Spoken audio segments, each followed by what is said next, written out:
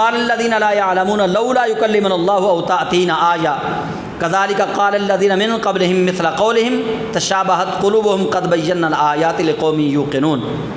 اور پھر ان لوگوں نے بھی جاہلوں جیسا ایک کلام کیا، مشرکین نے، انہوں نے بھی ان لوگوں جیسی بات کہی، لا یعلمون، جو نہیں جانتے، یعنی جو جاہل تھے، انہوں نے کہا لولا یکلمنا اللہ او تأتینا آیہ، اللہ نے جب تک ہمارے ساتھ کلام نہ کیا یا ہم پر کوئی آیت اپنی نشانی واضح نہ کی، ہم ایمان نہیں لے کر آئیں گے۔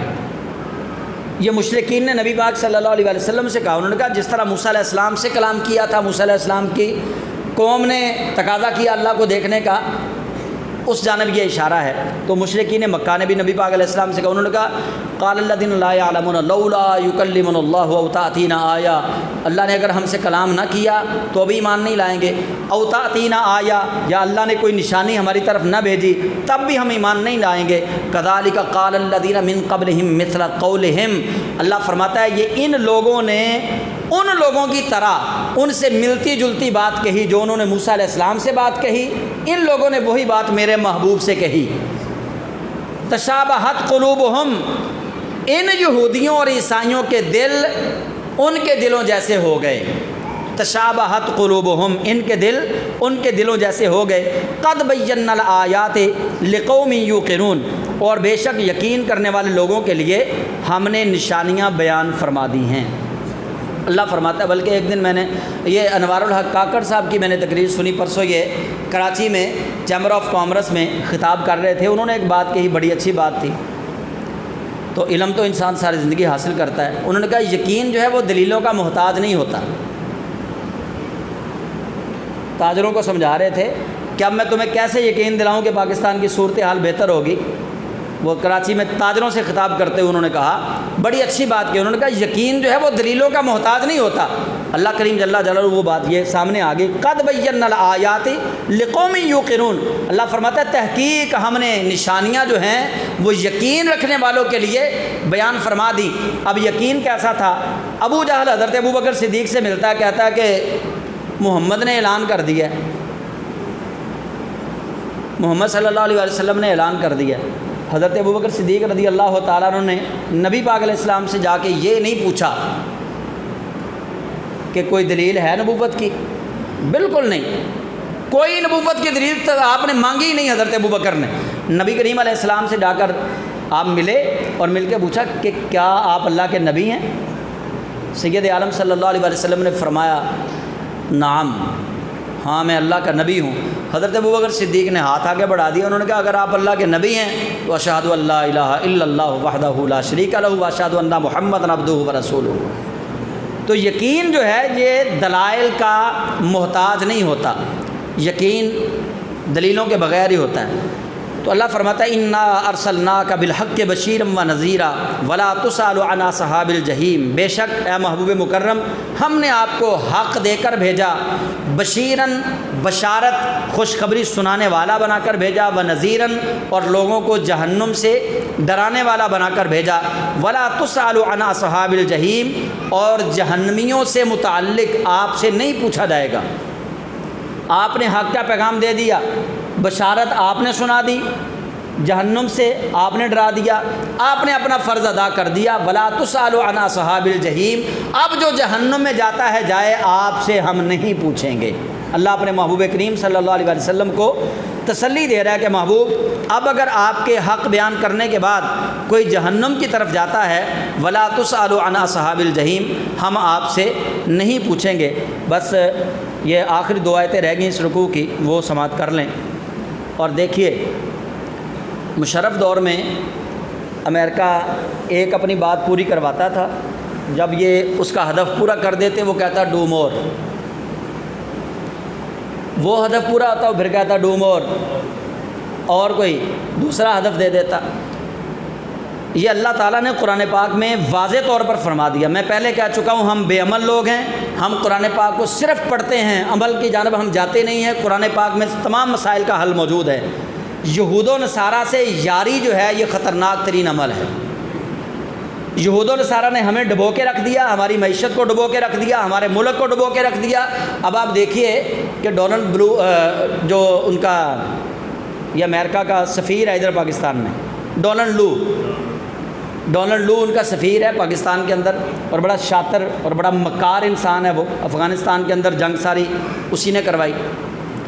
اب وہ 2 دن پہلے چیف الیکشن کمشنر سے مل رہا ہے وہ، امریکہ کا سفیر پاکستان میں الیکشن کمیشن کے چیف الیکشن کمشنر سے مل رہا ہے، ملاقات کر رہا ہے، اس کا تعلق ہی کوئی نہیں۔ ہم یاریاں پار رہے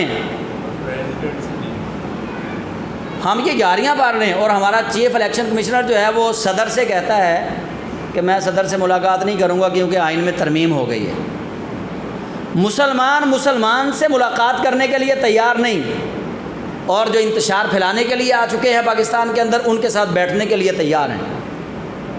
اللہ نے قرآن پاک میں واضح فرما دیا ہے کہ یا ایھا الذین آمنوا لا تتخذوا اليہود والنصارى اولیاء، اے ایمان والو یہودیوں اور عیسائیوں کو اپنا یار نہ بنانا، یہ بالآخر تمہیں دھوکہ دیں گے، اور یہ راضی پتہ کب ہوں گے؟ اب سنیے قرآن پاک کی آیت، اللہ تعالیٰ کیا اللہ فرماتا ہے وَلَن تَرْضَىٰ عَنْكَ الْيَهُودُ وَالنَّصَارَىٰ حَتَّىٰ تَتَّبِعَ مِلَّتَهُمْ، اللہ فرماتا ہے یہ ہرگز تم سے راضی نہیں ہوں گے یہاں تک کہ تم اپنا مذہب چھوڑ کے ان کے مذہب کی اتباع کر لو، تب راضی ہونا انہوں نے۔ ولن ترضا، ہرگز راضی نہیں ہوں گے، ان کا تجھ سے، الیہود والنصارى، یہودی اور نصرانی تم سے ہرگز راضی نہیں ہوں گے، حتیٰ تتبع ملتہم، یہاں تک کہ تم ان کی اتباع کر لو، ان کا دین قبول کر لو، پھر وہ تم سے راضی ہو جائیں گے۔ وہ جب یہاں لے کے آئیں گے نا ہمیں کہ ہم یہودیوں کو اور نصرانیوں کو ان کے دین کو سچا ثابت کریں گے، ہم کہیں گے جی ہم یہودی ہو گئے، ہم عیسائی ہو گئے، تب راضی ہونا، ورنہ یہود و نصارہ ہم سے راضی نہیں ہو سکتے۔ یہ پکی بات ہے، یہ قرآن پاک کا فیصلہ ہے۔ وَلَا إِنِ اتَّبَعْتَ قُلْ إِنَّ هُدَى اللَّهِ هُوَ الْهُدَىٰ، اے محبوب آپ اپنی امت کو فرما دیجئے، آپ اپنے غلاموں کو فرما دیجئے، إِنَّ الْهُدَىٰ، ان ہدی اللہ هو الہدیٰ، بے شک حقیقی ہدایت وہی ہے جو اللہ کی طرف سے آئی۔ یہ قرآن پاک، بے شک حقیقی ہدایت وہی ہے جو اللہ کی طرف سے آئی۔ وَلَا إِنِ اتَّبَعْتَ أَهْوَاءَهُمْ بَعْدَ الَّذِي جَاءَكَ مِنَ الْعِلْمِ، یہ آیت جب آپ کبھی گھر میں پڑھیں، آیت نمبر 120 ہے یہ، تو دھوکہ نہیں کھانا۔ بہت سارے ترجمہ کرنے والے بڑے بڑے کلگیوں والے مولوی یہاں آ کے دھوکہ کھا گئے، انہوں نے نبی پاک صلی اللہ علیہ وسلم کی شان اقدس کے اندر نعوذ باللہ یہاں پہ آ کے بڑا غلط ترجمہ کر دیا۔ انہوں نے کہا اللہ نے محبوب کریم کو کہا کہ اے محبوب اگر آپ نے بھی اپنی خواہشات کی اتباع کی، اگر آپ بھی علم آ جانے کے بعد پھر گئے تو اللہ آپ کی مدد نہیں کرے گا۔ اگر نبی پاک صلی اللہ علیہ وسلم نے ہی اپنی، حضور نے بھی اگر اپنی خواہشات کی اتباع کرنی تھی تو اللہ نے نبی کیوں بنایا تھا؟ نبی تو معصوم ہوتا ہے، نبی معصوم ہوتا ہے۔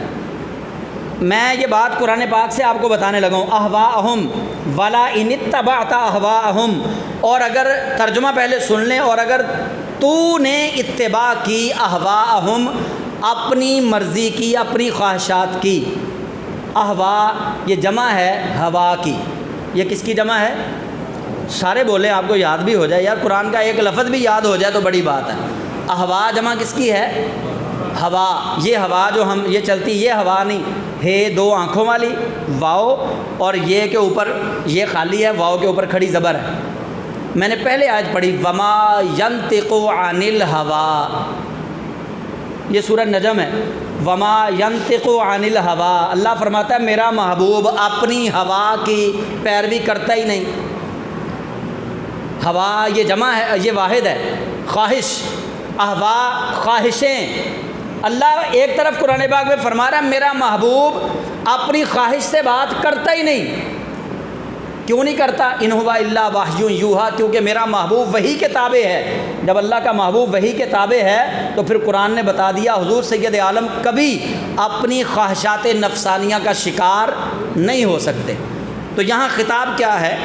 جب آپ اس آیت کو پڑھیں گے، آیت نمبر 120 کو، تو لفظ آئے گا قل، اے محبوب آپ فرما دیں۔ حضور نے کن کو کہنا تھا بھائی؟ ہمیں کہنا ہے نا، اس وقت صحابہ تھے، اب ہم ہیں۔ نبی پاک نے تو ہمیں کہنا نا، اے محبوب کہہ دو ان کو کیا، ان ہدی اللہ هو الہدی، بے شک ہدایت حقیقی وہی ہے جو اللہ کی ہدایت ہے، ولا ان اتبعت، اور ان کو کہہ دیں اگر تم نے اپنی خواہشات کی پیروی کی، اگر تم نے قرآن آ جانے کے بعد، علم آ جانے کے بعد اپنی خواہشات کی پیروی کی، مالک من اللہ من ولی ولا نصیر، تو اللہ نہ تمہارا ولی ہے نہ اللہ تمہاری پھر مدد کرے گا، پھر اللہ نے تمہاری مدد نہیں کرنی۔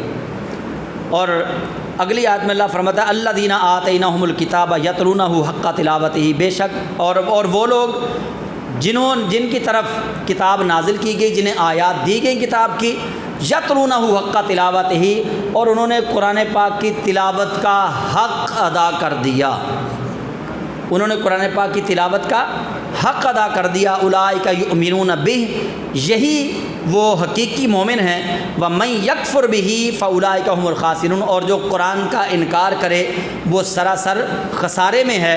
اور یہاں جو ہے نا یتلونہ حق تلاوتہ، وہ لوگ جن پر کتاب نازل کی گئی انہوں نے کتاب کا حق ادا کر دیا، اس سے مراد حضرت جعفر بن ابی طالب، حضرت مولا علی کے بھائی ہیں یہ رضی اللہ تعالیٰ عنہ، ان کے ساتھ 42 لوگ اور تھے، کچھ راہب بھی تھے اور ایک بحیرہ راہب بھی تھا جو ملک شام کے سفر میں رسول اللہ صلی اللہ علیہ وسلم بچپن میں تھے، اس نے پہچانا نبی پاک علیہ السلام کو۔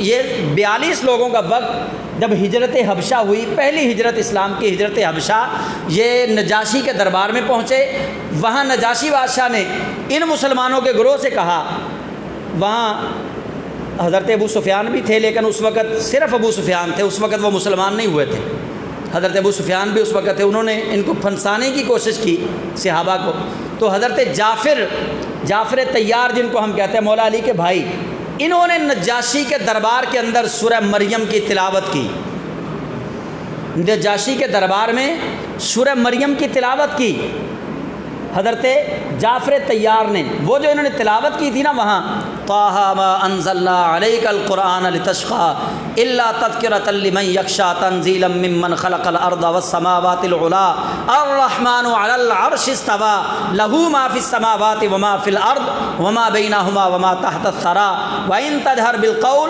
فَإِنَّهُ يَعْلَمُ السِّرَّ وَأَخْفَىٰ اللَّهُ لَا إِلَٰهَ إِلَّا هُوَ لَهُ الْأَسْمَاءُ الْحُسْنَىٰ۔ یہ تلاوت کی حضرت جعفر طیار نے، ادھر یہ تلاوت کر رہے تھے، ادھر جبریل قرآن کی آیت لے کر نازل ہو گیا، یتلونہ حق تلاوتہ الذین آتیناہم الکتاب یتلونہ حق تلاوتہ، اور وہ لوگ جن پر کتاب نازل کی گئی انہوں نے اس کی تلاوت کا حق ادا کر دیا۔ تو یہ آیت ان تلاوت کرنے والے حضرت جعفر رضی اللہ تعالیٰ عنہ ان کی شان کے اندر یہ آیت نازل ہوئی۔ تو یہ آج سورہ بقرہ کی 121 آیات تک ہم نے اس کا ترجمہ اور اس کی مختصر تفسیر جو ہے اس کا مطالعہ کر لیا۔ اللہ تعالیٰ اپنے محبوب کا صدقہ ہمیں قرآن فہمی کی توفیق عطا فرمائے، آمین۔ وآخر دعوانا ان الحمد للہ رب العالمین۔